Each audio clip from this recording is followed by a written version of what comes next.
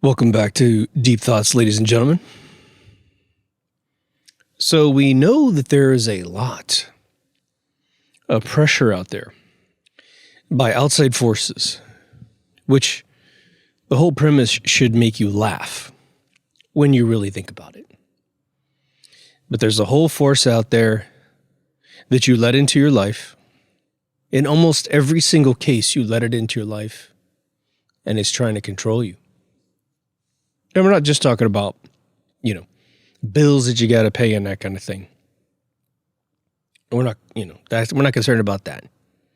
We're concerned about this sovereign space that you have between your ears, your instance relationship with your soul that is what I call your human life. Left alone, you would have a bunch of interesting thoughts.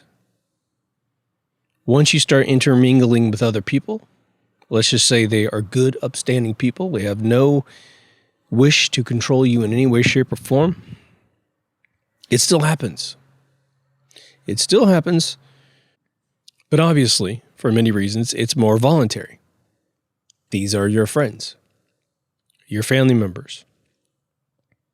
So you don't have a cow just because they get up in you.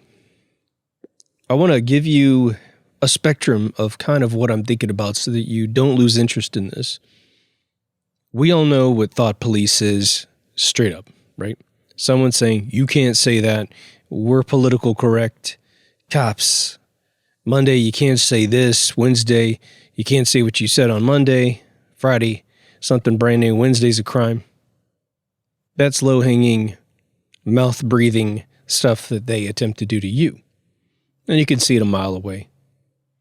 All they want is to have control of something in their life, so controlling you makes them happy, at least for that short stint of time.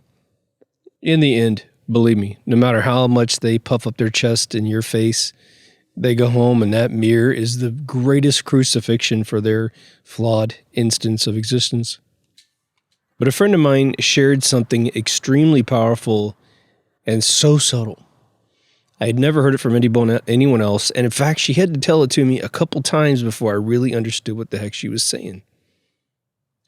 Now, I've got a show on ego from way back in season 1, which is on a separate channel. See deepthoughtsradio.com to find that channel. Everything's on BitChute.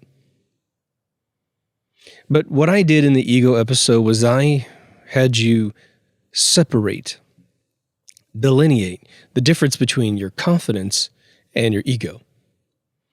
The confidence that you're allowed to have can be as high and as mighty and as amazing as you want it to be because it is almost an emotionless thing other than you feel confident in doing what you do. But it doesn't come with any sort of sloppy emotion, something that would be demeaning to someone else or make someone feel less than they are while you're doing amazing things next to them. You're just doing what you do and it might seem amazing to them. And this is where you usually get to become a mentor. If you have pure confidence and no ego, the world tends to look up to you. Your humble athletes, your humble celebrities, your humble professors, humble people in your family just have a lot of good wisdom in them. But what I did about ego is to say that you have overcalculated, overestimated your capabilities beyond what you're actually good at. It's a sort of fake it till you make it sort of thing, which fake it till you make it can work. But the problem is that you can easily lose control.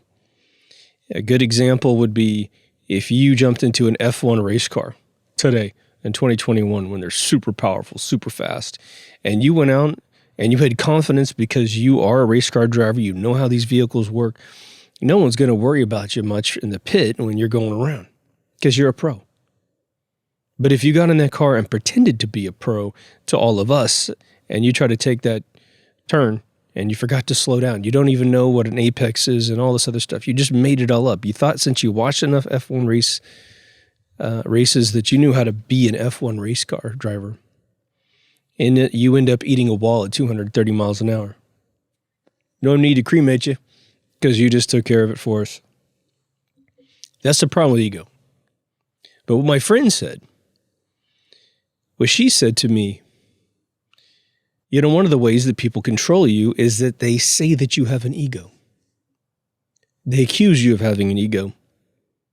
And I thought, well, I've definitely experienced it in my lifetime. Probably not a hell of a lot. I get accused of being confident more than I get accused of being egotistical. Although the people saying that other phrase might have meant to use egotistical. I don't know. But what does it do if you were a good person? You're not trying to have an ego. You're trying to have confidence. And someone accuses you of having an ego. Well, you might be like, I do. I mean, I don't know you that well. You're accusing me of this thing. I have to assume right off the bat that you're a good person before I accuse you of being a bad person. And you might stop your life. First, it's not the end of the world for you to stop and pause and check yourself out. But what if you're really kicking ass and taking names and someone makes you stop and pause? Well, it's a waste of your life on one level if you know you don't have this problem. I'm saying this to you so you don't have to stop ever. I'm proposing this to you so you can check yourself during this episode and go, I think I'm good. Anyone accuses you after this episode, you can just understand what they're trying to do. But if you really wanted to take inventory of whether or not you're an egomaniac, there's a lot of categories in life that someone could accuse you of being an egomaniac with. Your prowess with whatever sex you enjoy, your work, how you walk into a room, how you do whatever you do in life. None of us want to be flawed. So when we are accused of being frauded, we don't want that. We're concerned. When you're younger, you don't really care about a lot of these phrases, but as you get older, you start to realize, and I'll just give you a funny little analogy. And I've said this a couple times on the show. Little kids draw human beings like a potato head at first, right? They don't really understand that there are segments to the body. The next thing that happens is you start to see a head being separate from the body. Then you see arms and that kind of stuff, right? They start perceiving things as having more than they initially perceived. The adult version of this is very, very simple. You start to see yourself from outside of yourself fairly accurately. That 60,000 foot view thing that they usually say, usually you need about 6 feet to see yourself. It's a very difficult thing to do accurately, and it's something that most of us will perfect until the day we die. And I don't think any of us, probably, just to be fair, will ever perfect it. We'll never completely see ourselves outside of our bodies unless we're having a near-death experience or we're on some incredible drug. I mean, if you astral project, that's not very useful to you because your body's sleeping. What I'm talking about is you're moving around. You're moving and shaking, and you can see how you've approached others, what words you use, what tones of voice that you've used. I have practiced mixing both the thing I recommend to you guys. It's a thing I do. I put my money where my mouth is. I've told you guys several times, if you ever have a strong communication moment that needs to occur in your future, it could be something as simple as a job interview, which could be on a telephone call, could be on a Zoom call, could be face-to-face, or you're angry at someone and you need to have it out with them, but you don't want to be angry. You don't want to exacerbate the situation. It's someone you love or someone you like. You're just a buddy or a girlfriend or boyfriend or whatever. You need to practice this stuff somewhere else. Say it out loud. Do it in your living room. Do it in your car if you don't have a place of your own. That's where a house becomes really useful if you don't have sharing the wall with someone else, because you have neighbors that might be listening to you, but that's where a car comes in handy. Because you need to let it out, man. It's like those old exercise videos where you have low, medium, high energy levels. You need to try it at all 3 levels and understand what level you're on. Give yourself some time between each portrayal of energy, because what will end up occurring is you'll realize how, what do they call it, silver-tongued you are, how abrasive you are, or maybe you're too meek. and you need to juice it up a little bit. Stand up for yourself. Practice saying words that allow you to stand up for yourself. But then stop and measure that and say, man, is there a way I can say the same exact thing and get them to understand me better? I will tell you, as a screenwriter, this can apply to your real life. But it's interesting how it's seldom ever done. And it just depends on what kind of person you are. I'm more of my whole family on my surname side. We wound easy and heal fast, which means we'll typically blow up on you. Of course, as we get older, it takes quite a bit to even arouse any emotion on some just personal communication level. Because this technique I'm about to share is what I love to do nowadays. If you are angry at someone, it's usually because you're hurt. And believe me, this is controlling your mind, right? Not everything in this episode is about someone else trying to control you. First, we have to give you some bits and pieces, some techniques and tools. How many times have you seen a movie where two characters are yelling at each other or one's yelling at the other? And even though it's kind of interesting, someone picks some really good words, some good Tarantino dialogue or something like that, it's still the least efficient way to communicate between those two people. And yet when you see some sort of really intense drama where the conversation has slowed down, you can hear a pin drop in the room. And the very subtlety of what this exchange is all about. Maybe, again, if it's you, let's just put you in the driver's seat. You're trying to communicate that you were hurt and you're still hurting and you're pissed because they hurt you and it seems like they didn't care about your emotions. If you yell and scream, obviously what's going to happen is the other person, depending on what kind of personality they are, typically a good, sweet person, you never have to do this to because they're not going to be stepping on your toes. And if they do, it's almost funny because they had no idea they were doing it in the first place. But a person who's just kind of stomping around like a bam, hurting your emotions and messing with your life, if you yell at them, their instinct is to go into defensive mode, prove to you they never made any mistakes, never concede to the correction, and now you're kind of worse off than you were when you started the conversation because you're like, man, I thought you did this accidentally, and by you defending yourself and taking some position that you have nothing to be apologetic for, this is who you are as a person, is what you think. It's not actually the truth half the time, if not more than half the time. But if you would write the scene in a script in a way that it is very subtle, and you start to bring the amount of variables down that the other person has to recognize. Remember, when you shout at someone and you have like a kind of a fight-looking face on, one, they're kind of subliminally scared you might be going to attack them because you've never behaved like that before. They can't listen to the words coming out of your mouth because there's just so much going on. But if you slow everything down and you keep the room kind of quiet, guess what? The reason why you can hear a pin drop is because all the senses are on. You've alerted the person across the table that there's something you need to discuss. And you got to be careful about how you approach that too, because you could make them think you want a divorce and then they start going into like they start going to defensive mode about that. Well, yeah, I want to divorce you too, which they don't, but they're just trying to defend themselves. Again, it depends on the IQ of the person you're dealing with. I assume everyone on the show is picking pretty good people to work with, but sometimes when you're at a job, you don't get to choose who you're hanging out with, right? Not like your personal life. But then you have to describe it to them. And it starts turning into the other type of Tarantino movie, like Inglourious Bastards, when the Nazi dude is just torturing those other folks with what could possibly happen because he's got ultimate power. For those of you who haven't seen that movie, I mean, the beginning scene is him, I think, going to the French countryside where he knows there's some Jews that are being hidden under the house. And he goes through a whole circus where he pretends that he didn't find him and he's gone. He just wants to clarify something with this guy really quick. And he realizes that the people down below don't speak English. I think that's how it goes. And so he starts speaking English to this French guy, and which helps us out as the audience. And then we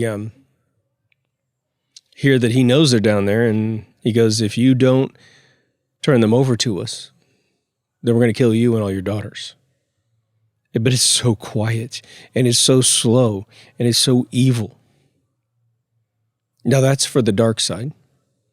But you can use those same exact techniques for good.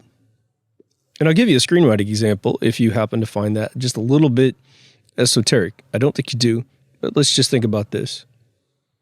Think about some sort of hero in a movie or in the Bible, perhaps. Now, there's a story of Jesus getting so mad he actually physically did something in the temple, turned over the money changers' tables and that kind of stuff. But for the most part, he was a pretty cool dude, right? Even just as a story. If that's not your savior, it doesn't matter. Get someone like that in your mind. Male, female, doesn't matter, but someone who you think would hold their cool under pressure. But they still need to affect change in their life. They still need to super duper communicate across the table that something's wrong. I guarantee if you can get the words constructed to communicate two things, what is wrong and how it made you feel. If you can slow everything down, what you'll end up finding out is you have a natural protection for overdoing it. You may even go into this exercise so pissed off about something, and then when you play it down into this nice slow drama, you hear the words coming out of your mouth before you actually engage the person that needs to listen to you. And you're just kind of like, you know what, I'm over it. I'm over it, man. This isn't that big of a deal. I thought it was. It definitely hurt. And maybe you find out it's not a mountain, it's a molehill. And so when you do talk to them about it, you can just kind of go, man, I don't mean to, freak you out or whatever, or criticize you in any way, shape, or form, but that whole thing kind of annoyed me. I'm not pissed off or anything, but it's just, if we could avoid doing that particular thing, it'd be great. Again, I love you, but this is not one I really enjoyed. And you'll find out what people are made out of. A good person will go, man, I'm sorry. I totally didn't, understand that. And if they're like, screw you, blah, blah, blah, blah, blah, then you probably should ditch them. Or if you work with them, keep your distance, right? It's obviously very difficult in a work environment. So be very careful with that one because a lot of times it can come with ramifications. But now let's go back to the other side of the fence. The world of people trying to control your mind. What's interesting about this is the next statement I'm going to say, I think, is pure irony. I feel like I must repeat often the subtle truth, the repetition is the number one form of brainwashing. When I first heard that, I think it was probably around 2005. It was probably a guy in Austin, Texas.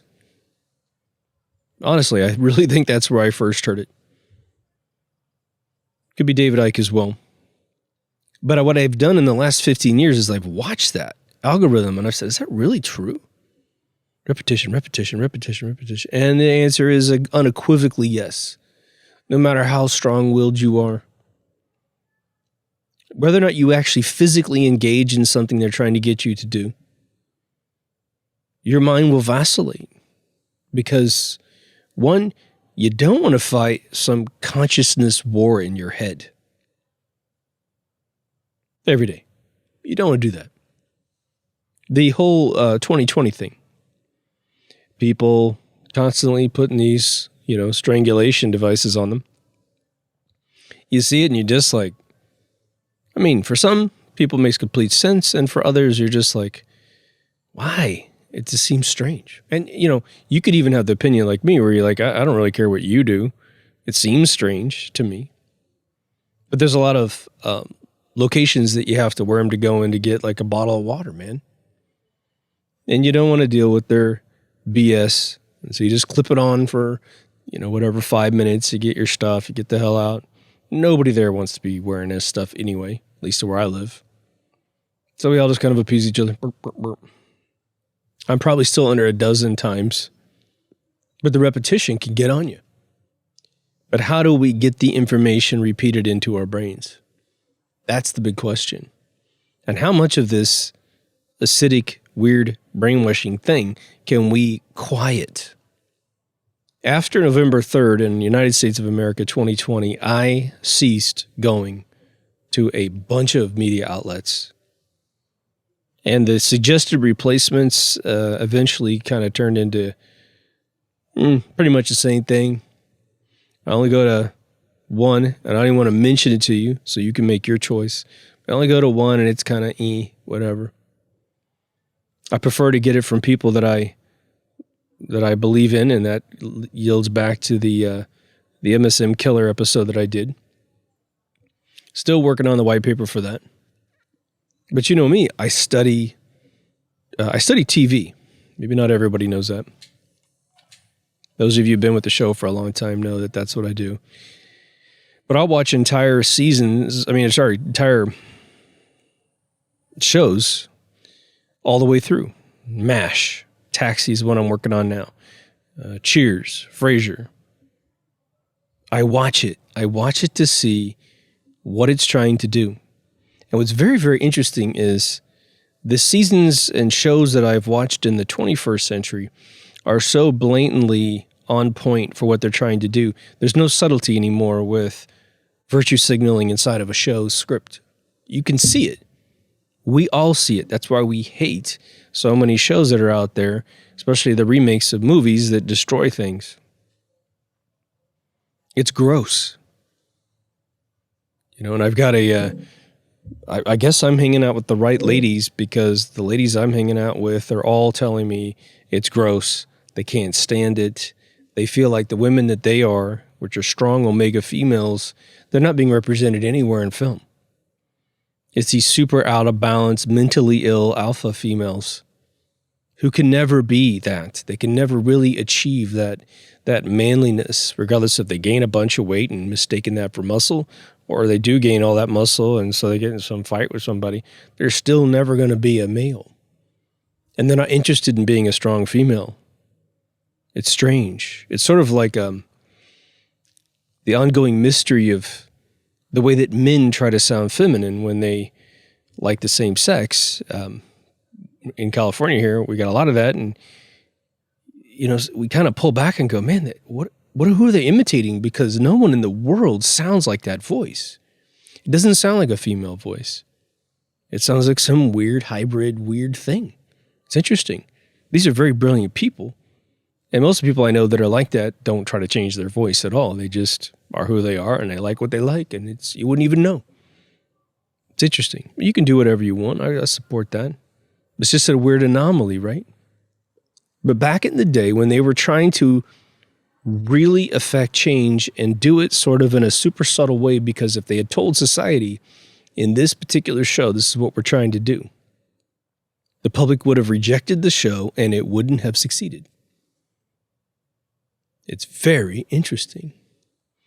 Think about all the shows that, let's say it doesn't really matter how old you are, but let's name some shows that maybe some of you guys saw when you were kids, because it's a sort of a rerun syndication thing for young kids. But Leave It to Beaver, Brady Bunch, maybe The Partridge Family. I wasn't a big Partridge Family kid. All those shows in the 70s that were seemingly pretty wholesome, like your... I haven't binged watched Facts of Life since I was a little kid, but the Jeffersons and Good Times and those shows seem to be pretty on point, straight up representation of life in those particular areas with a lot of comedy spin to them. But there was a nuclear family, and then with like Facts of Life, where it was like a little orphanage, the kids were struggling to create that with each other, which was kind of endearing. But today, and even with those old shows, it started to erode the sanctity of a nuclear family, especially the sanctity of marriage and, infidelity versus fidelity. Imagine this scenario, and I think most of you, probably over 40, but a lot of you kids too, that just really dig like Jap anime and stuff. But the older you are, the more this is going to be the case. You've seen sci-fi television shows or sci-fi movies where they are way in the future. Someone has time traveled, so there's a nice comparison there. And in the future world, things are different, especially, Demolition Man with Arnold Schwarzenegger and Wesley Snipes. He gets to the future, he gets thawed out, he gets frozen, and he gets thawed out to fight a criminal in the future. It's a pretty damn cool premise, and it was so easily done and beautifully done. But he goes into the future and he finds out that swearing is not allowed in public. And everywhere he swears, there's a little pillar that gives you a ticket. Oh, you did this thing. It keeps giving you a ticket, and you have to take the ticket and pay it somewhere. And of course, if you think it through for a split second, that world would have an automatic credit system, like a centralized economy, and you would just take it away from your income. You wouldn't have to get the ticket. You wouldn't have to get a piece of paper anyway. At one point, Sylvester Stallone goes to the bathroom, and he can't figure out, there's some seashells in there, and he can't figure out how to work them. And they make fun of him because he doesn't know how to work the shells. I don't believe they ever explain the shells. And so he needs to wipe his butt. So he walks up to one of these things and he says like 10 cuss words, and it keeps giving him this piece of paper every time he says the cuss word, and he pulls it out and he goes to use it to wipe his ass. Hilarious, man. Brilliant writing. But now what if instead of this silly thing of the dirty word mechanism, we get to a future that is reset by us? Maybe even we get to that Gene Roddenberry level of the world where we got socialism to work. We don't have money anymore at all, just like Star Trek. And you just work because society needs your skill set, and no job's too small and no job's too big. But what if in the future, in some almost opposite of idiocracy, turning on a TV and listening to old broadcasts from the past, because the ones in the future are very optimized, but listening to stuff in the past is considered ill for your mind, propaganda. And they just literally figured out what Marshall McLuhan was trying to say the entire time. This is bad information. You don't want this in your head. You will start to believe like a heretic. Now, from our 2021 perspective, if we were seeing that future policed in that way, even though it is still thought police mechanisms, it's seemingly a lack of your rights to listen to whatever you want to listen to. They have done the math on it. They've done maybe even artificial intelligence analysis on this stuff. And they realize that no human being can survive listening to the information of the 21st century and the 20th century without changing in a way that is ill for their happiness in their own life. And you could write something in this movie where it's like professors are taught to control their minds and hear things like Vulcans, right? Well, we practice in some temple to hear suggestions of things that go to our inner lusts of life, not just physical, but mental. And then we deny ourselves like some monk until we can objectively view information. But in this futuristic movie we might be writing for such a thing, we'd probably just have an AI listen to it and distill out of it something so we don't expose ourselves. Just like a robot that goes into a nuclear power plant to clean up some mess. Well, tens of thousands of rads are flying everywhere. There's a great meme going around where someone in a mask is talking to two Amish farmers. And the bubble over the guy with the mask says, well, why don't any one of you have corona or COVID or whatever? And the bubble over the Amish guy say, well, because we don't have a TV. And we know that's right. 0.2 of a single percent is your chance of death for 80% of the age bracket. And we're freaking out. We're shutting down the economy and all this other stuff. What are we, crazy? No wonder everyone's rebelling around the world. Doesn't mean they can't drop something worse. But indeed, they would have to really freak us all out. And there's a software hack out there who really wants to do that latter thing. We'll see what happens. I saw him make a video the other day. His name may rhyme with someone like Jill Bates, but he actually released a video after using Maria Abramovich for one of his commercials for his company, the ultimate Satan worshiper on planet Earth. He used her as the front person of his commercial, and they had to take it down so quickly because everyone's like, oh yeah, you're going to use a Satanist to promote your company? I don't think so.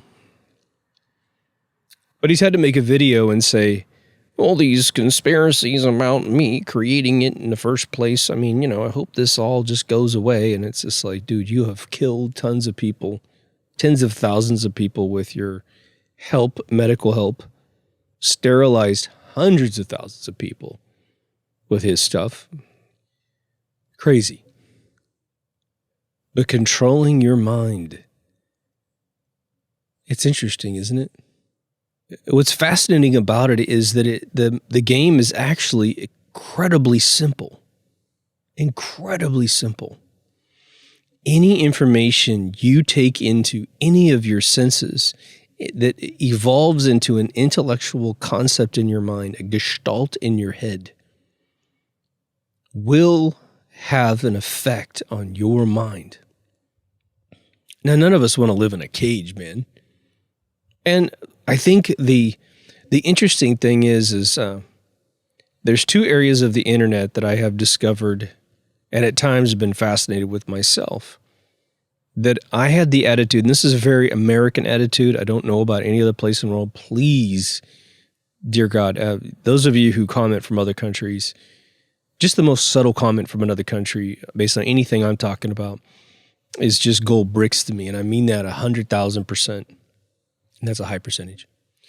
But the two things that were really popular and probably still are, although I think they're kind of dying down a little bit in the United States, but for at least 3 to 4 decades, was pornographic material and I guess you could say snuff material, where people get killed. It's like a surveillance camera catches it. None of the stuff that is created by these perverts, right? But it's two areas of the world where, as a human being, we were supposed to avoid ever seeing death in any catastrophic way live. And for the few folks that have actually been involved in bad situations, we pour our hearts out and we hug them with our minds and our bodies and we say, you know, we're here for you. So sorry you had to see that, you know, and let's make sure it doesn't turn into PTSD. Let's just be together. And we'll just shake, you know, as you're vibrating this consciousness of trauma in your heart, we'll be like Havasu Lake and we'll just pull it out of you because we have a lower frequency than you do about this particular situation. And the more you get to talk about it, the more it seems like, okay, it's all right. It's like when you see a sad section of a movie or a TV show and it just makes you choke up and nearly cry every single time you see this one scene. It just hits you hard for whatever reason. Well, some of us will watch that scene 30 times to see if it will go away, if it just becomes a script with some actors. Sometimes it goes away after 4 or 5 watches, and sometimes you could watch it 30 times and you're still getting choked up. It's funny. I watched... made a friend of mine watch Mandalorian all the way to the end. I won't read anything while I'm saying this. But in case you don't know, the end of season 2 was very emotional for a positive reason, not a negative reason. We got all the way to the end, and I'm watching her. She's seeing this, and she's a Star Wars fan, but not a Star Wars buff. So a lot of the impact of what was going on, she was missing. And so we get done, and I said, okay, now, I want you to watch a couple reaction videos from super hardcore, super Star Wars fans, right? And she was totally into it, and I put them up. It was probably a good 30-minute one.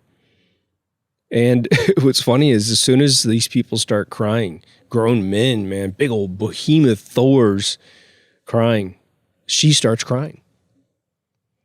And when it was all over, she says, my God, I cried way more watching other people cry than me watching it myself. I said, yeah, right? Isn't that weird? And sometimes it's just a good lethargic moment of exhausting perhaps other like-minded emotions that you have pent up. So if you can cry for any reason, you get it out of your system. And I know that sounds very SJW, and believe me, I know that businesses are now creating cry rooms for people. Oh my God. I mean, on one level, it's like, okay, but like, really, you want to institutionalize this in your business? Well, where's, Rebecca? Oh, she's in the cry room. Where's Johnny? He's in the cry room with her. Oh, Jesus. Okay. I'm joking on part of that, right? Now, The other one is this morbid curiosity thing of what does a person look like after certain crimes have occurred? It's kind of, there's some things you definitely don't want to see because you'll never be able to take it back. I've seen way too many of those. But like I mentioned, I'll just mention real quickly, I had a parent I was 19, this guy was probably in his 40s and late 40s. He bumped into a bad car accident, and very quickly he saw something that made him throw up, and he became useless as a person that could help. And he was one of the first people on the scene. So later he was confiding in me that he said, I felt so bad because I reacted poorly to that, and I wasn't of any help. And I thought, oh my gosh, well, I should, for me, I just was like, okay, I'm going to slowly, if I get the opportunity, which at the time there was no internet HTTP protocol out there. But eventually in the late 90s, I found a few websites that were showing this kind of stuff, or, photographs, not any movies or anything. And I was like looking at these things going, okay, all right. Whoa, that is really intense, man. Woohoo. It got to the point where I feel like, okay, I got it. Beyond this point, if I can't handle it, then I just simply can't handle it. Why mention these two things in the middle of some mind controlling thing? Is there an association? Well, it becomes a trendy fad of folks to say, you can't police me from seeing something I want to see. And that's true, and that's something we obviously don't want to do, but, okay, the problem is that we're not talking about people in their 40s, 50s, and above having this issue. If you're still messed up at this age, well, you got some faculties to deal with it a little bit better than when you were younger. But when you're younger, it's all about defending your rite of passage. As a young person, if you're exposed to anything negative and someone says it's trendy, says it's cool, I smoked a cigarette for the first time and it went down like this. I had never put a cigarette in my mouth in my life. I met my new friends from Oklahoma. We, like I think I told you guys, within seconds I was in a fight with the older kid, and we're wrestling around and fighting, and he eventually put me in this hold like this. It was a full Nelson. I'd never been in one before, and so he locked me up. No one's doing anything. I'm just kind of sitting there pinned. So I gave up. I was like, I tapped out, and then it was good. And then he and I became immediate friends. That day, we gained respect for each other, like a prison beatdown or something. And the kid said to me, he goes, he's asking me questions. And the thing was, he was cool and I was being a dick. That's really where it was at. I'll take full responsibility. But the conversation evolved that night, and it was still early evening, still light outside, summertime. Sun wasn't set until about 9 o'clock. And he goes, well, do you smoke cigarettes? Not one to be sensed as weak because I was 9 years old. I said, yeah. I never smoked a cigarette in my life. He goes, well, do you inhale? Well, I said, yeah. Now, I generally knew what inhaling meant. My father had smoked, but he didn't smoke at this point in my life. He was just about to restart smoking about a year later. But he never smoked around me, so I didn't even have ashtrays or cigarettes around me. My grandparents smoked a little bit, but they stopped around that time too. So sure enough, he pulls out some Pall Mall Super Long non-filters and some Lucky Strike non-filters. He says, here, do it. Sure enough, I did it. And for whatever reason, I was good at it right away, which was crazy. I stopped 2 years later. But see how that worked? I got challenged. My ego was involved. My strengths or weaknesses were being measured by this silly little moment as a kid. And so what did that do? That did two things, but I want to make sure you separate these two things in your head because you're going to be able to do inventory in your mind. One, it physically got me to smoke a cigarette. That was the specific thing that happened, that although not good, was not the biggest thing that was going on there.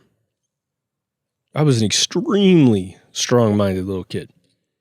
But this was a big, moment between the two of us. But what I did was I conceded to peer pressure. I let someone else tell me what was cool,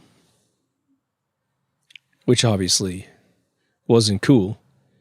When it really comes down to it, it was stupid. If I had continued to smoke, who knows if I'd even be alive today. I'd probably look way older. And for those of you who don't know about cigars, we do not inhale these things. And the dudes who smoke these things usually make it to 100 years old. Not because of the stick, but just because, maybe because of the stick. Actually, they do say that you have a 7% less chance of catching cancer smoking cigars, because they now believe it was a study the CDC did, released it, and then withdrawed it off the market. It was a 15-year study. And I learned this from a very powerful CEO who doesn't really smoke that much, but he says, yeah, it was a 6 to 7% chance of, or less chance, I don't know how you even say that properly, of catching cancer. And they really thought it had to do with mellowing you out. It's really strange, but it makes your breath stink, so be careful. Now, I will say that in that era, between about 9 and 11, I probably fell into the peer pressure thing more than I should have. Unfortunately, for society, I was already into being a little bastard here and there. So I was thinking up new bad things to do constantly, which I'm so glad I got that out of my system by at least 13. Let me give you the classic scenario. The classic question that all of us have asked ourselves, depending on how old you are, dozens and dozens of times, which is, what if you ran the world? What if you ran the world? And usually it comes in like two different forms. What if you ran the world for a finite amount of time? A day, a week, a month, a year, a decade. And what if you ran the world for your entire lifetime, like some king or some queen? What would you do to get the world to be more like the way you want it to be? That usually reveals a tremendous amount of your self-perceived purpose in this world. What do you think is important? What do you think is not important? But immediately, what's fascinating about it is you tend to get to a point where you're determining other people's lives with that question. Well, I would change the laws to be a particular way. Well, that's huge. Now you're deciding what people have access to and not have access to. All right, well, so keep that in your mind. Now, let's look at this thought police, this censorship, this shadow banning that's going on right now. It's crazy stuff, right? All right, well, you're in charge of the world now. What are you going to do? What's fascinating about the whole social media thing, where everyone's getting their channels closed off and all this other stuff, you're going to probably hate me a little bit for this, but let's think about it this way. Because part of me still understands what's going on. You're a church of a particular kind. Pick whatever religion you want. And you want a place where your church goers, your followers, your people who believe in your philosophy can come and dialogue with each other. Perhaps you're trying to make sure that they have a place to date each other and find each other, to build beautiful families. And then all of a sudden, a bunch of people come into your website because you can do it, and they sign up. They don't believe your religion at all. In fact, all they do is sit and criticize your religion constantly. Do you think you should have the corporate right to kick them off your site? Because they're definitely not following your lead, right? They're not part of your clan. I think every single person would say yes. Even though we know that maybe you could come up with some software to quarantine them away from others, but as long as anyone can friend request somebody else, it becomes an annoying little process. What I think we find super annoying is that we will create little groups, we lock them, like the Deep Thoughts Radio Facebook page, and we're minding our own business. We're all there because we are like-minded for the most part. We've got some this is February, I guess technically the 7th. It's really late at night. It's about 2:30 in the morning. As of February 7th, 2021, we've got some amazing new members that are just kicking it out of the park, man. It's amazing. We're going to kick that instead of knock it out of the park. But I'm sitting there thinking, okay, so, hey, Facebook, we're just doing our own little thing, And they're still going in there and saying that whatever's true is not true. It's hideous. I have to deal with this crap all day long. Your posts are getting removed, and you've posted something brilliant. You've posted something very truthful, and they just don't want you to have that. That is where I think they've crossed the line. I think pretending to give you an opportunity to talk and then secretly, deviously, and seditiously getting behind the scenes and shadow banning you, destroying your view counts like they do on our channel like crazy. I mean, we have been robbed. I don't even know. It's not millions, but definitely hundreds of thousands of views aren't being recorded on our channel on YouTube. Guarantee. I went back and reviewed a bunch of metrics 2 days ago. I got episodes that have definitely been watched nearly 100,000 times, and it hasn't moved up an iota since they were released. It's just hilarious. But every month I get a metric on it, right? You guys have heard me say that. But you're king. You're queen. You're running the show. What would you allow in and what wouldn't you allow in? What would you do in your personal circle of influence in terms of being influenced by others? And then what would you want for your people? Or do you feel like you should protect them? My little answer is, well, if you don't protect them, and again, we haven't, you're a king and a queen at a point where even though you're in charge of the world, unless you put down a decree to find all of the evil people in the world and you have a method to do it and you've got a army to do it, what if you still can't get rid of all the people that used to run the world or hate the fact that you do run the world? They don't even really think about it, right? It's the king's burden, right? So, if you open up communication to a free market, free speech world, these people are going to get in there and brainwash your little kids. They're going to try to use free speech against you to put television shows on with little girls dressed like Jean-Benet Ramsey, trying to look as sexy as possible on a stage. It's already happened this century. Netflix, cuties. Unbelievable. Okay, so now we have to kind of filter this thing of like, okay, we got the free speech, First Amendment, but at the same time, we know there's things we don't want our little girls to hear, and we have little things that we don't want little boys to hear because it can totally change who they are as a being. But now let's come back to grown-up land for a split second and just think about a trajectory, a vector. We're talking about our mission to Mars. 58 million miles away was one of the shortest distances I could find in the log charts from NASA for sending a probe to Mars. Again, Mars is going 20,000 miles faster than the vehicle. So for various reasons, we don't believe those are actually succeeding, but that's a whole different episode, which you can go see just a few videos back. But again, if you're off 1/1,000,000th of a degree headed towards a planet that's moving, again, like 50 to 60,000 miles an hour through space in a gigantic orbit,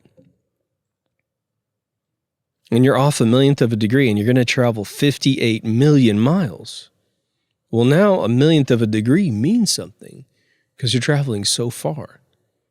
You may not hit your target. If you have any imperfections in your trajectory, okay, take that to you. Go back to when you were a kid and you started to ingest media, television especially, movies especially, music especially. Your other relatives and friends around you. Friends that don't have your parents as their parents, so they could have been unsupervised. How is it that I hung out with a ton of kids before 9 years old and none of them smoked, and these 2 kids that I met were smoking? How's that possible? Well, their father was about 60 years old, even though these kids were 10 and 12. And their mother was probably at least in her late 40s. They had these kids really late.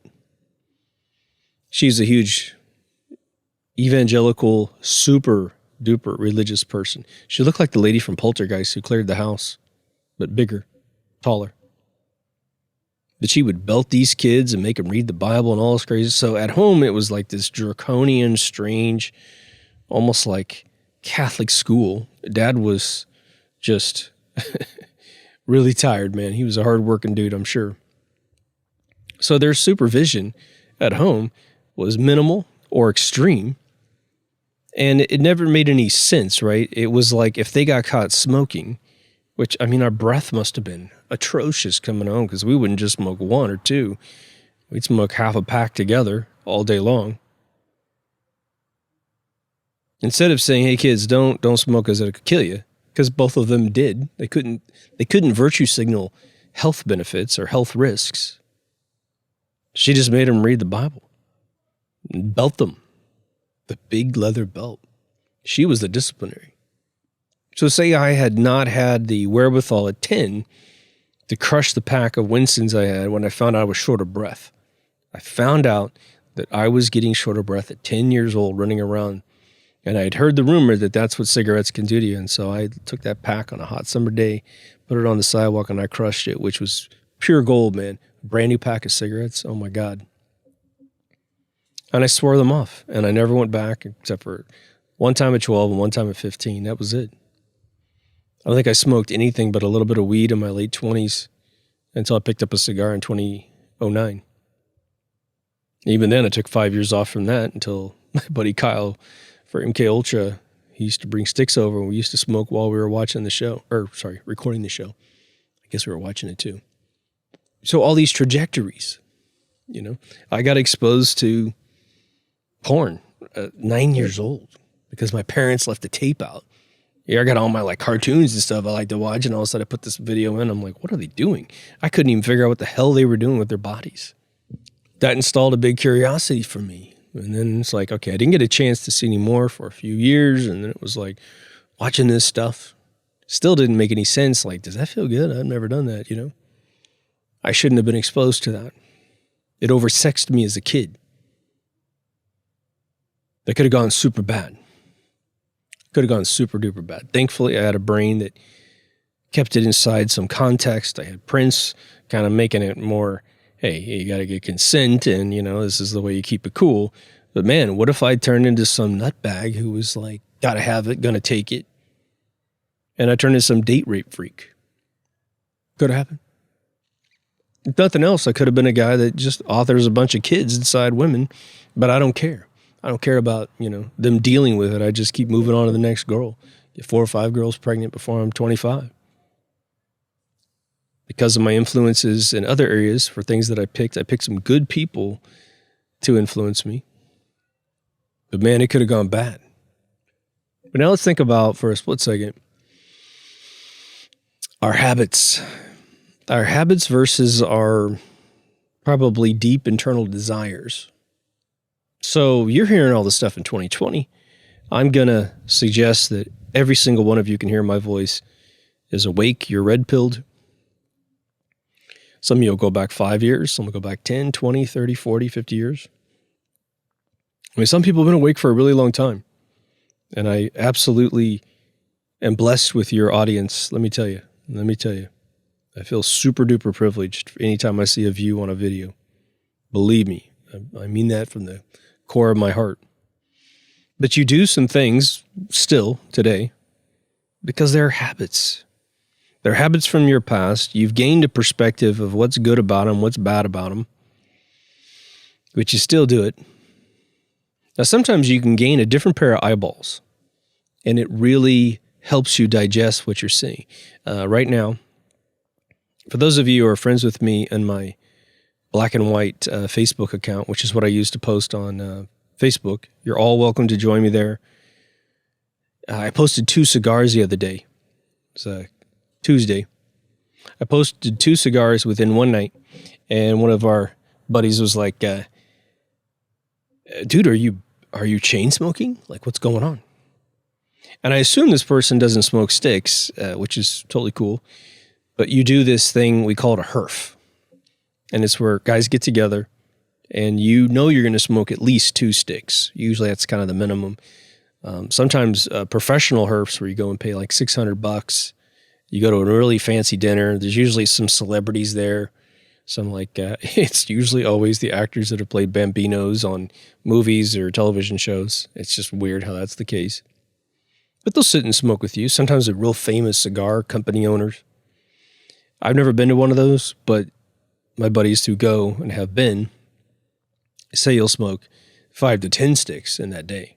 So just so you have a perspective there. But this thing I'm doing on Tuesday nights, apparently right now, is we're watching Taxi. It's a buddy of mine. We pick a show. We try to find some really good show that appeals to us as adults.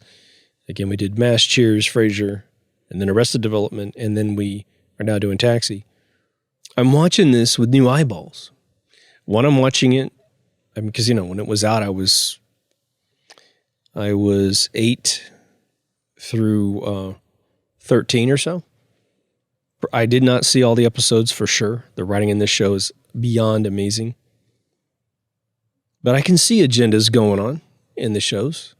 I can see why they got greenlit in the first place, because there was an undertow thing. It's almost like they learned what Rod Serling was doing with Twilight Zone, which is to hide messages inside the writing and to control your dopamine while you're seeing certain events occur. They'll make something that's destructive in your life feel very positive. Now, luckily, Taxi's holding up really, really well so far. I don't really see any super negative things going on. There's a lot of single people in the show. In fact, everyone in the show is not married. Has been married with a couple kids. One of them is divorced. And they, if anything, the only subtle message is, see, you can survive a divorce. So if you need to get out of a bad situation, you can survive, both as a woman and as a man. So maybe that message isn't the worst thing in the world. And I think that as well, divorce in the 70s, for instance, was more prevalent for a different reason than it is today. Today it is anticipated because society says, well, if it doesn't work out, just get divorced. No big deal. If you're a guy, be very careful, sign a prenup, blah, blah, blah, blah, blah. Don't have any kids until you're really sure this is a good thing. But back in the 70s, the intercommunication between a couple was really bad. I mean, you would argue and nothing else. You would never sit down and try to work anything out. You go back one more generation to my grandparents, and they simply stuck together no matter what, and arguments were much rarer. If you got upset, you just ate it. As a man, as a woman, you just ate it, which makes you kind of stoic and strange, So now we have all of the tools to deal with both finding a good mate. I think we've all sort of figured out that some of those, again, those incidental things, where you're trying to figure out whether or not you're compatible with somebody else. Unless you're a child still as an adult, you're not trying to say, well, I like this team and they like this team. I like this music and they like this music. It doesn't hurt, okay? But the bigger brand of macaroni underneath is, what is their purpose? What is your purpose? If they don't know themselves that well and you don't know yourself that well, then maybe hold off until you do. And you can resolve that in a night. You can just sit down and think about it. Oh, yeah, we are. Yeah, we do want the same thing. But by the way, one of the trickiest, easiest ways to find that out is to do that simulation between the two of you and say, what, if you ran the world, what would you do?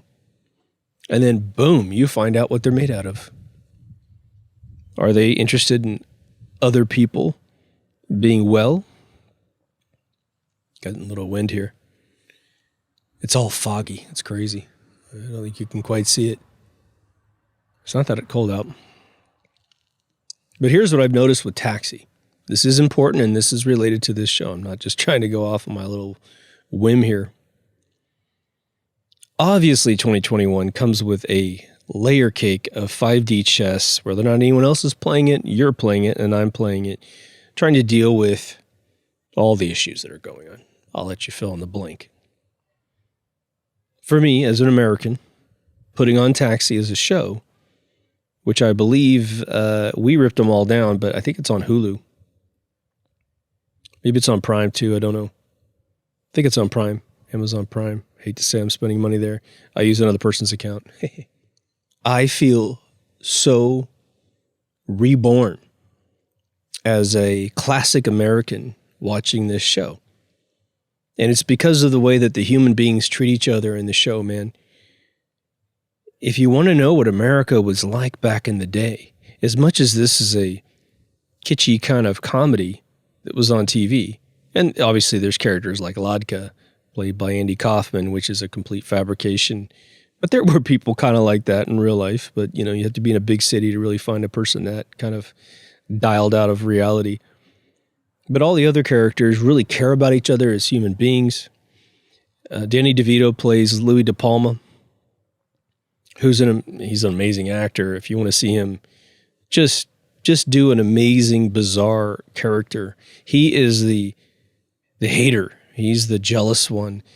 By the way, I just found out he actually had his wife on the show, and that's where they met, and that's where they're married. Had been married ever since. It was pretty cool. 1980, he meets his wife on Taxi. But it's this feeling I get after watching the show. And we'll do about 6 episodes or so, about 3 hours. And you just feel amazing. You feel like, oh my God, there's the old America that used to exist. Of course, if you go back more decades, you'll find tons of those shows. But it's interesting to see this one in color. It's interesting to see this one dealing with real world issues that we still would deal with today. You don't feel like you're being mind controlled other than a nostalgic tour through good, you know, for the most part, good American / good human behavior. And I'm sure that every one of your countries has your own version of the show. I watch tons of British stuff like Are You Being Served? Another show where there's a lot of antagonistic kind of themes, but it's still hilarious. It's still amazing. No agendas, really. My God, they have an episode with blackface as a finale, and they still air it. I mean, oof. But again, they're not mean-spirited about it, so it's okay. But now we have this cancer, man, I always say that, cancel culture. Really is cancer culture, isn't it? I did an episode on it, if you care to watch that. But it's a hot topic, isn't it? A bunch of these famous celebrities who've been comedians and actors hate it because they're like, you could never make Blazing Saddles today. But what's funny about Blazing Saddles by Mel Brooks is that a bunch of black folks have watched the video or watched the movie and reacted to it on YouTube. And they said, this is the funniest thing on planet Earth. We need more like this. Not necessarily just for the racism that was in there, which is what they were making fun of the entire episode. The hero was the black sheriff. And that was written by all the white Jewish writers. And then Richard Pryor writes all of the racist white lines. And that's why it was gold. And in the end, you should have expunged all of your racism, and you should have realized you were dumb if you were one, a racist person. And the people that were racist in the movie lost. Can't make that today because of some little technicality. Oh, I was offended, you know.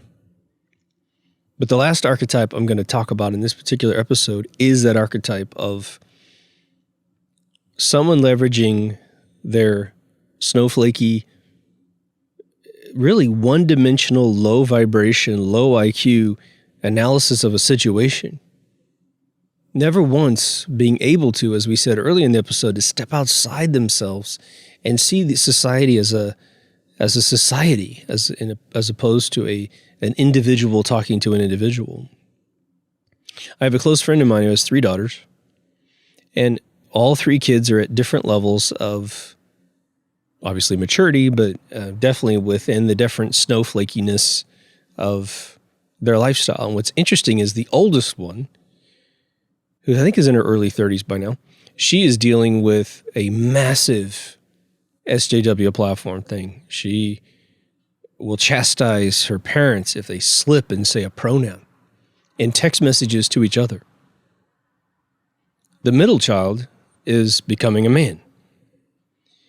And she seems, honestly, to be pretty cool with the fact that she understands that, or he understands that people are still going to refer to him as a her, especially her mother. But apparently a text went back and forth where the mother said, you know, happy birthday, and said her original name, which is now changed. The girl that received it, who's becoming a man, for now at least, didn't flinch. Was like, thanks, Mom. Ba, ba, ba, ba, ba. The older daughter comes in to virtue and save the day. No one wants her to save the day, but she's got to insert herself to extort emotion out of her mother, which is, you owe me an apology for having to read that about my brother now. And my brother has also been offended, so you go over there and apologize to him. When the now brother wasn't offended at all. By the way, it's crazy because that brother has a kid who's trying to figure out, are you my mom or my dad? And then if you are my dad, what the hell is my father? Whew. Apparently the father is also sort of bi, so I mean, it's just, wow. Things happen. The younger kid is totally conservative now and just thinks this whole thing's crazy. But now let's rewind that situation. There are a lot of us that believe that without media, the brother would still be a mother, or a sister, I should say. The father would still be a mother. There wouldn't be any problems. Society is creating totally hybrid, bizarre situations for people to deal with.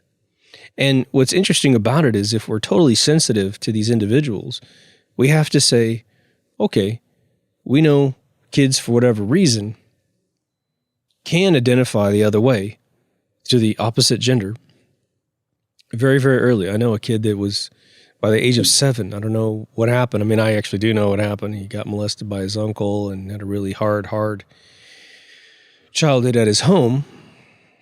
I don't know if that affected him. Don't know. I wouldn't be arrogant enough to say.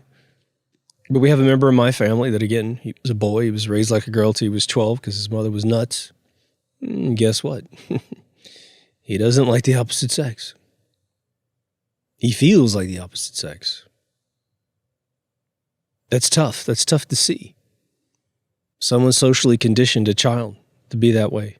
And now he is that way. Now, does he love himself? I don't know. I don't know. Has he obviously had a harder path in life because of that choice? Yeah, because he's in his 70s and he was dealing with he was dealing with being from a very conservative area in the Midwest. He moved out here to California, dealt with all the pushback here, and then I think he's now back in the Midwest, I think. But he was out here. It was actually a few miles from, within 30 miles of where I am. I haven't physically seen him in years. But this leverage that people try to insert on you. As soon as someone, again, when I was a kid, let me just read one of that sentence.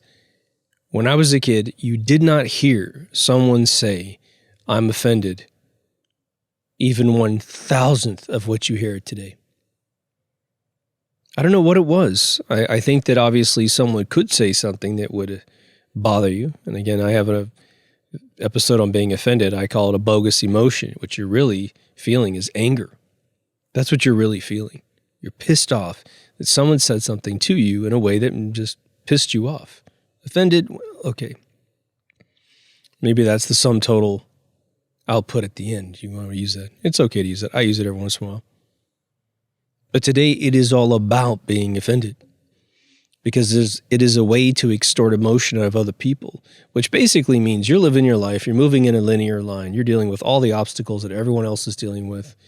And today, it couldn't be any worse. It can't be any worse than today. I mean, in the modern world of the 21st century. Obviously, we've had much worse times in the past. But now these people want you to stop on a dime. Stop on a dime. And deal with their issue, to figure out words to satiate them. A lot of folks, even without any type of super social mental reengineering, like I said in my episode about being offended, you have couples that learn that if they can express being offended to their partner, there's some reward because on one particular night, this is portrayed in television all the time. This is where this comes. Let's say the most common archetype I've seen in writing is the male being sort of the dumb guy, right? Men dumb, girls smart. That's usually the theme these days. Man does something wrong. Girl's offended. Guy does wasn't it Kobe that bought his wife a big giant diamond ring right after he was accused of sleeping with this maid at a hotel or something. But you give your wife a back massage, you take her out to dinner, you do something to repair the damage that you did. Now, most Omega females will appreciate that gesture and not be super sensitive anyway. If you piss off an Omega female, it's something you really did wrong, let me tell you, man. The alpha female is constantly living in that state of mind. But now it becomes a 1-2 punch. I tell you I'm offended, then I get the first kind of serendipitous paybacks out of you, and then I start inserting myself to tell you what I want you to do in order to fix it. It's like a sort of a home shopping network, all in your own house. I want a back massage. Okay, so what I'm going to do is, when he comes home tonight, I'm going to say he did this one thing wrong, and that, back massage would really make it better. Or I want to go to dinner, or I want a new dress, or I want this, I want that. Guys do it too. It's despicable behavior between human beings. But now that little tiny archetype between individuals is manifested up to companies, groups, countries, country against another country. The difficult one that I will mention is, it's difficult. It's really difficult. We have these situations in history where, one, history is sometimes recorded correctly and correctly, I should say, records the massacre that might have occurred.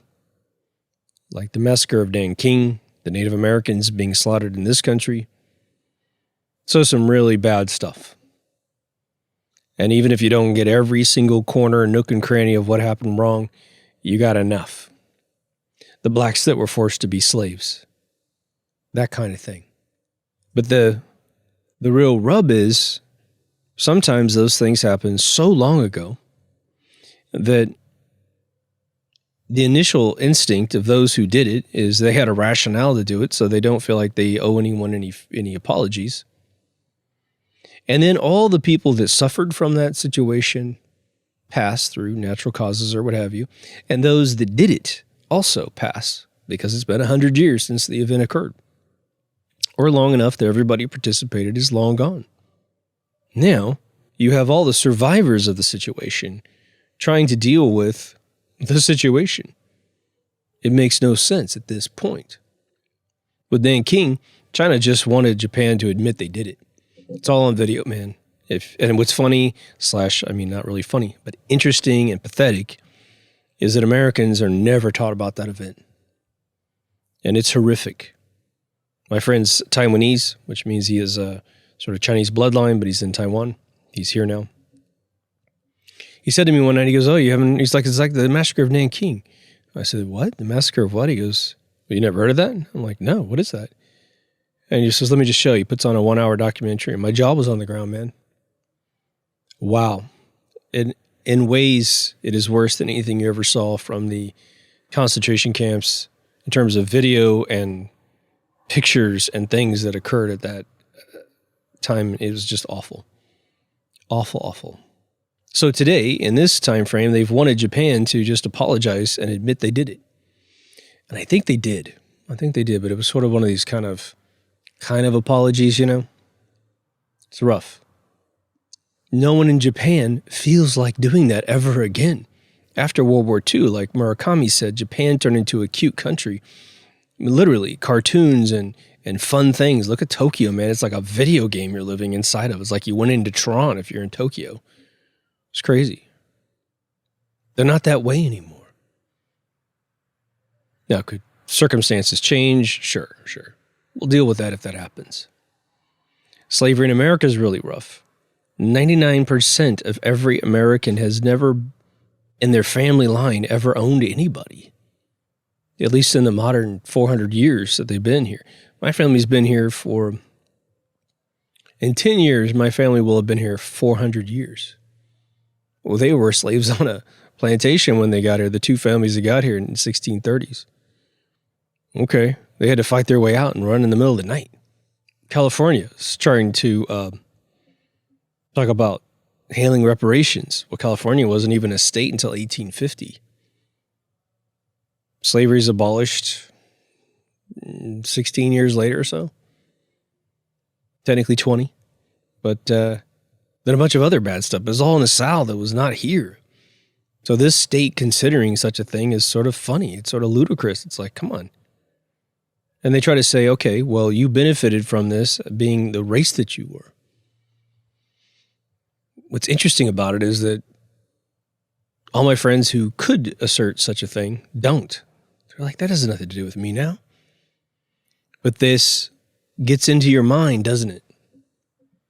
If you're a white person in America, for instance, or anywhere on this continent, I should say, you have to sit and contemplate that. It stops you in your tracks, and you have to kind of go, was this something I need to acknowledge? I mean, I do acknowledge that it happened and it's a horrible situation, but does it relate to me? Do my family benefit from such a thing? I don't know. What were the benefits of, say, slavery, for instance? It made a bunch of Europeans in the South on their plantations extremely rich, and some forefathers who were super ballers got to own a few. It's a touchy situation, man. But me just doing this episode, not expressing the proper amount of empathy for the situation or perspective or even having the correct history in a particular area could trigger somebody. Those of you who know me would know I would never do that if I had the power not to do it. Doesn't matter to some, though. They want to stop me in my tracks. They want me to give them what I have. Controlling your mind. It is a tough/tall order, even if the world was peachy keen. You know, let's say that we had never had any massacres, never had any wars, never had any slavery. Ever, ever, ever. And so you're living a great life. Everyone's sort of on an equal level. Well, you're dealing with your own demons, aren't you? You're happy as a clam, but you get tired before you want to get tired. You get sick before you want to get sick.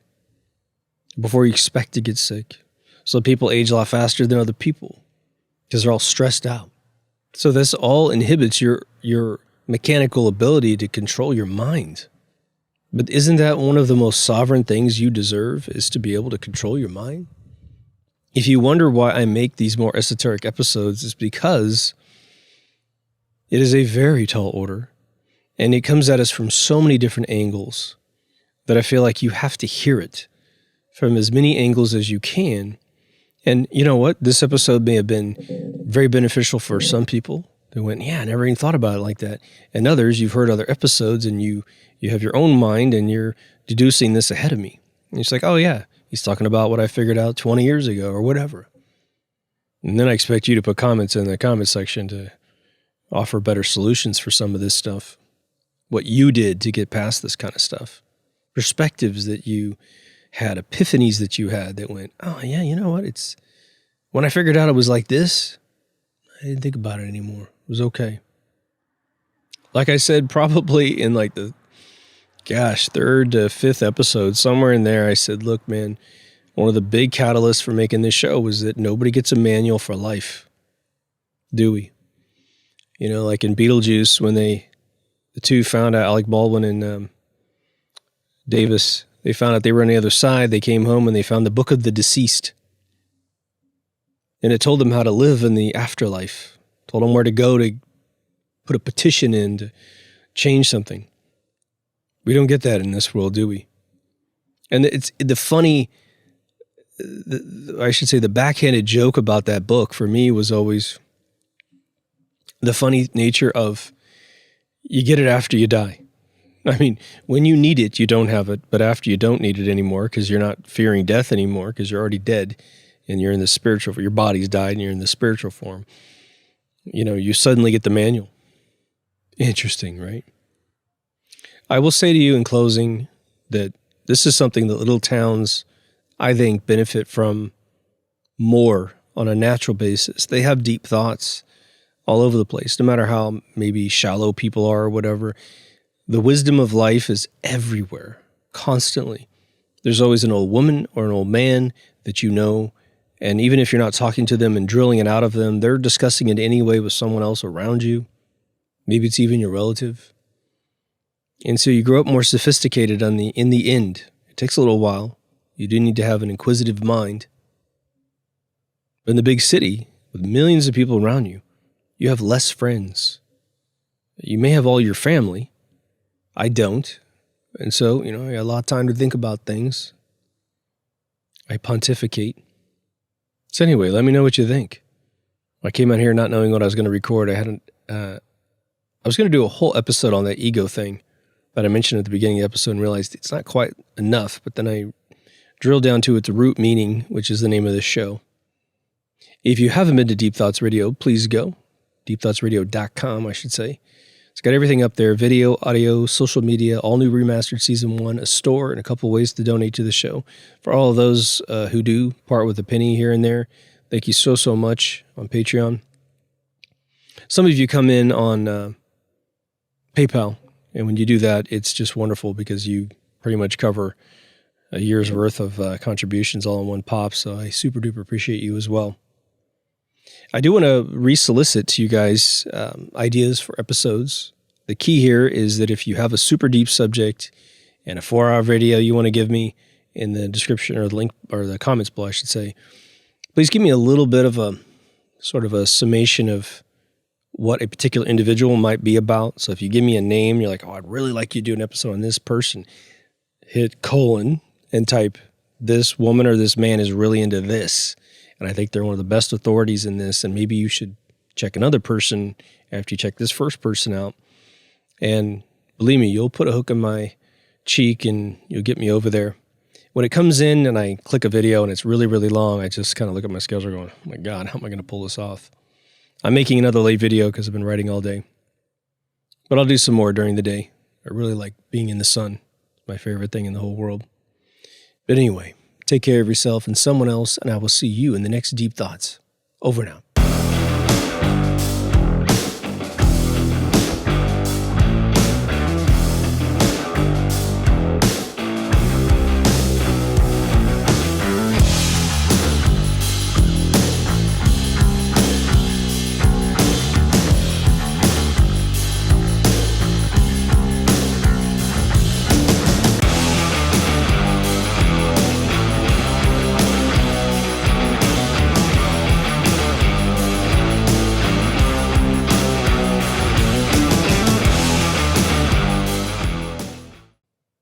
If you haven't been there, well, just don't even go.